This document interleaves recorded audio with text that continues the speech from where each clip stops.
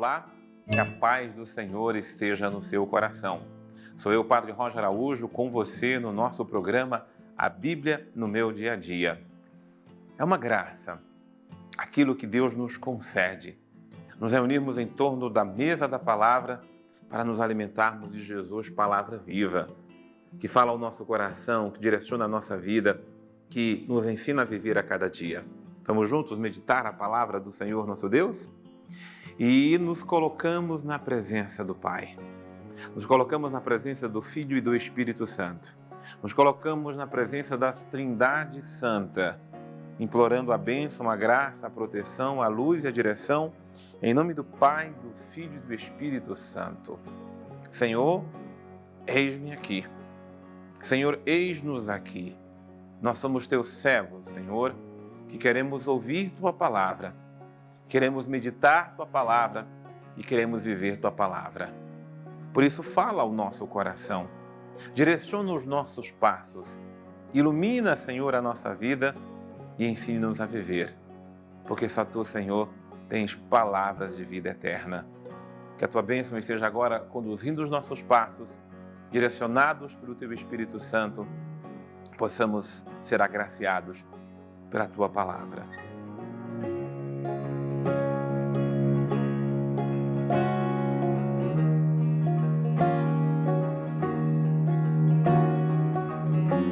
Muito bem, meus queridos irmãos e minhas queridas irmãs, muita paz e muita ternura de Deus no seu coração. Nosso estudo de hoje do Evangelho de São Mateus, capítulo 21, versículos 18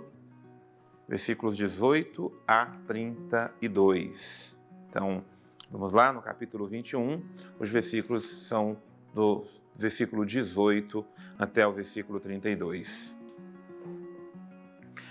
É importante que você não esqueça de anotar aí no seu caderno, tá certo?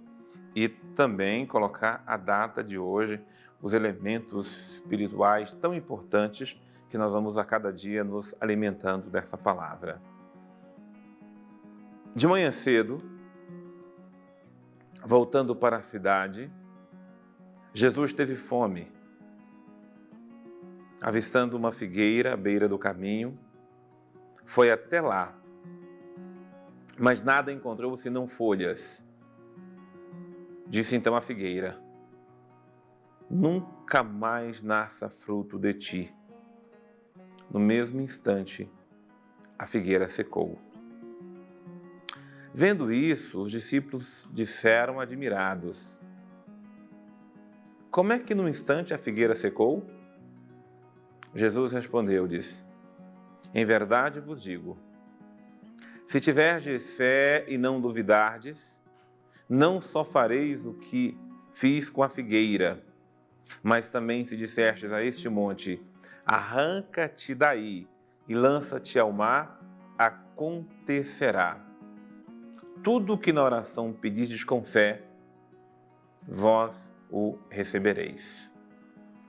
O princípio eterno é esse versículo 22. Tá? Ele é o foco, é o central, é o fundamental para nós hoje. Tudo o que na oração pedirdes com fé, o recebereis. Então, a oração de súplica, de pedido, a nossa oração voltada ao coração de Deus, ela tem que ser oração. Mas oração que seja abastecida, fortalecida pela fé. E tudo que pedirmos dela, iremos alcançar. Nós estamos diante de dois fenômenos físicos. O primeiro deles é uma figueira que é amaldiçoada, uma figueira que secou diante da palavra do Senhor. Depois, nós estamos diante de um outro elemento que Ele mesmo está nos dando. Se disser ao monte, arranca-te daqui, lança-te ao mar, isso vai acontecer. Jesus tem poder para fazer isto. É só importante compreender que aqui não é demonstração de mágica, não é uma demonstração do poder dele. É para dizer que ele é o Senhor e o Senhor tem poder sobre toda a natureza criada. inclusive sobre a nossa própria natureza humana, para dizer que a fé, ela age na natureza. E a fé é um elemento sobrenatural, aquilo que é a natureza que nós conhecemos. Porém, as duas coisas que nós observamos aqui são duas, na verdade, pequenas parábolas comparativas para entendermos o poder da oração. Que triste, porque Jesus não ia simplesmente amaldiçoar uma figueira por amaldiçoar. Ele estava com fome. E a gente, quando está com fome, quem chegar em casa e encontrar uma panela que tem alguma coisa para comer, uma geladeira que tem alguma coisa para servir, e se você chega, a geladeira está vazia, maldita seja essa geladeira que nem para ter alguma coisa serve. O que se espera de uma figueira é que ela produza os frutos, os figos, para alimentar. Não sei se era época de figos, não sei se aquela figueira já estava envelhecida, não dava... Enfim, Jesus está dizendo a nós que toda figueira ou toda árvore que não der frutos, ela para nada serve. A bênção está nos frutos, a maldição está na esterilidade espiritual em não produzir frutos. Então, o exemplo daquilo que ele faz com a figueira é o que acontece com a pessoa que torna a sua vida inútil, ou inutiliza a sua vida e não produz frutos. A pessoa que não trabalha, a pessoa que não produz frutos espirituais, a pessoa que não trabalha para melhorar a si próprio, a pessoa que não trabalha para ter virtudes, você vai amaldiçoando sua vida. Você vai tornando a sua vida pesada, sem bênção, quando você não se coloca para produzir frutos. A palavra de Deus em nós, ela produz frutos, frutos de paciência, frutos de compreensão, de amor, de misericórdia. Que triste e que maldita é a vida que não se vê nela frutos. O que se espera de uma pessoa que está no estágio de amadurecimento é que ela amadureça. Agora, você se torna um adulto e é infantil toda a vida, a sua vida não vai para frente. Porque o que se espera é que frutos dela se venha, se produza. Do outro lado, a fé que foi capaz de fazer Jesus, fazer aquela figueira morrer, é muito mais do que isto. A fé é capaz de transportar montanhas de um lugar para outro e até jogá-las ao mar. Como a gente não precisa ficar tirando as montanhas dos seus lugares, porque não faz sentido algum isto, a gente tem outras montanhas que precisamos cuidar na vida. A montanha de problemas, de decepções, de mágoas, de rancores. Verdadeiras coisas que nos colocam à frente e não nos permitem enxergarmos além. É na fé que nós vamos transpor as montanhas que estão à nossa frente. O que pode parecer impossível, humanamente falando, para Deus nada é impossível. Quando Jesus foi ao templo, o sumo sacerdote e os anciãos do povo dirigiram-se a ele, enquanto ensinava e perguntaram: com que autoridade fazes essas coisas? Quem foi que te deu tamanha autoridade? Jesus respondeu-lhes: eu também vou vos fazer uma pergunta.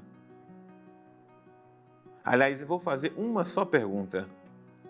Se vocês me responderdes, eu também vos direi com que autoridade eu faço isso.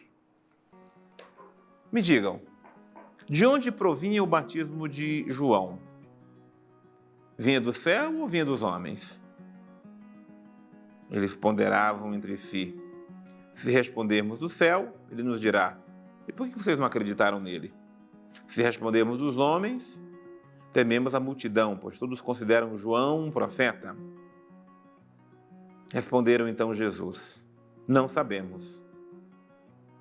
E Jesus então replicou: pois eu também não vos digo com que autoridade eu faço essas coisas.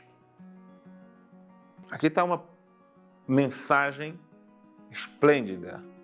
Pois eu também não vos digo com que autoridade eu faço essas coisas.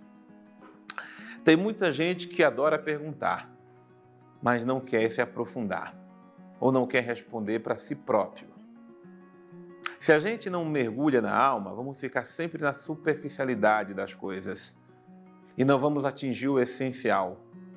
Como é que eu vou entender o ministério de Jesus, a graça de Jesus, a presença de Jesus, a ação divina de Jesus, se eu não me abro para responder até questões anteriores mais simples? Ora, se você não é capaz de responder de onde vinha o batismo de João, como é que você vai querer compreender de onde vem a autoridade de Jesus? Em outras palavras, em bom tom para eles que, na verdade, queriam secar, queriam minar a autoridade de Jesus e não queriam, na verdade, compreender ou entender, porque muitas vezes a ironia do deboche, ela funciona assim. Não é que eu quero saber, na verdade eu quero desmerecer aquilo que o outro faz ou que o outro fala.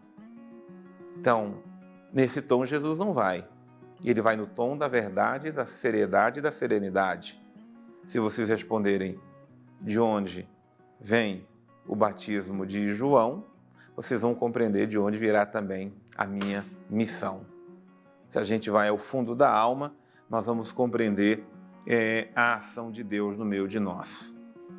E por fim, que vos parece? Um homem tinha 2 filhos. Dirigindo-se ao primeiro, disse: filho, vai trabalhar hoje na vinha. O filho respondeu: não quero. Mas depois arrependeu-se e foi. O pai dirigiu-se ao outro filho e disse a mesma coisa. Este respondeu: sim, senhor, eu vou, mas não foi. Qual dos 2 fez a vontade do pai? O sumo sacerdote e os anciãos responderam o primeiro. Então Jesus lhes disse: em verdade vos digo que os publicanos e as prostitutas vão entrar antes de vós, ou antes de vocês, no reino de Deus. É um princípio maravilhoso esse versículo 31. Se não nos convertermos para Jesus, você pode ter certeza que aqueles que nós julgamos perdidos e condenados vão nos preceder ou vão entrar primeiro e ficaremos de fora do reino dos céus. Vamos trazer conosco aqui na nossa meditação o nosso querido Padre Antônio Xavier.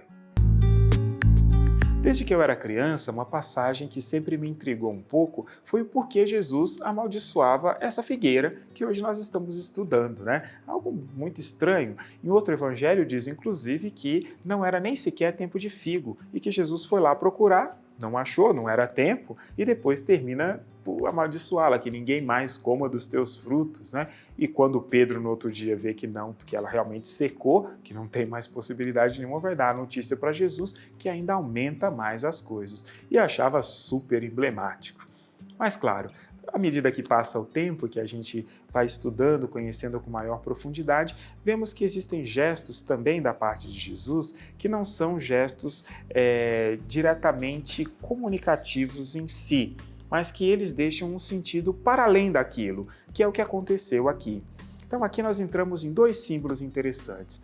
O povo de Israel é representado pela vinha. Nós vemos isso em muitos salmos, inclusive João 15, eu sou a videira, vós sois os ramos, ele é representado pela vinha. Mas à medida que a vinha foi tendo um monte de problema, né? Os problemas ali que são mostrados especialmente pelos profetas, que as uvas não eram boas, que diz respeito àquilo que era o comportamento, a resposta do povo com Deus, que não era lá tão grande coisa, surgiu um segundo símbolo para o povo de Deus, que é a figueira.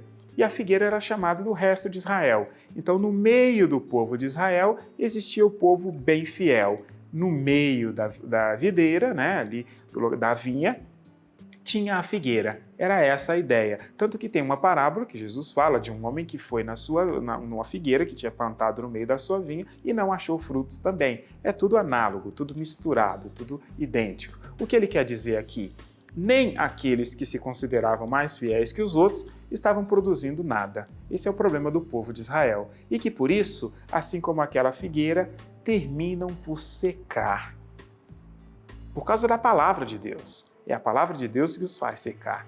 E isso aqui, de verdade, aconteceu na prática, não como uma maldição, porque o critério aqui não é que Deus amaldiçoa. Quem vira as costas para a graça é que fica sem ela. Deus a oferece a todos, mas quem a recusa realmente fica sem ela, né? Então, é tipo quando alguém te oferece, sei lá, um pão de queijo, a pessoa não abre a sua boca e coloca lá dentro. Se você disser que não, você não come, não é porque não tinha, é porque você não quis.